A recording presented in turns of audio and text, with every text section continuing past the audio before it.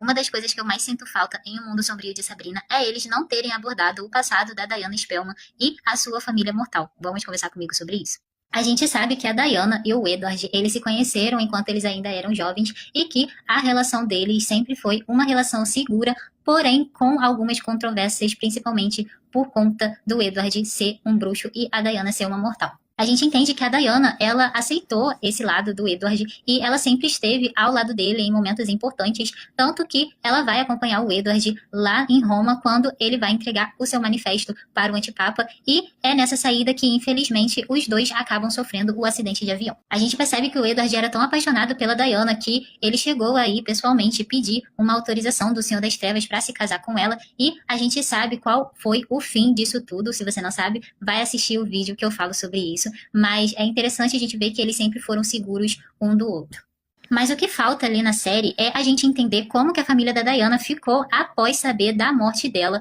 porque a gente sabe que a família mortal, eles tentam ficar com a Sabrina, eles tentam ter a guarda da Sabrina após a morte da Diana. A gente sabe que eles perderam a batalha judicial, até porque a Sabrina é criada pelos Spellmans, só que a gente não sabe como que isso aconteceu e como que foi esse julgamento. Provavelmente esse julgamento não foi feito no mundo mortal, ele foi feito através do Conselho Bruxo, e eu tenho a teoria de que os mortais entraram numa batalha perdida, até porque as tias, né, a Hilda e a Zelda principalmente, não iriam deixar que a Sabrina fosse criada pelos mortais, até por conta das futuras manifestações de poderes que a Sabrina teria. E é óbvio que os Spellmans, sendo uma família influente como eles eram, eles não iriam deixar que uma bruxa promissora, como seria a Sabrina, fosse criada em um viés, vamos dizer, possivelmente católico, porque a gente sabe que a Diana, ela era católica, então provavelmente a família dela também era, então isso era inaceitável para a Igreja da Noite. A gente vê também que eles não são citados, fora essa questão do julgamento, eles não são citados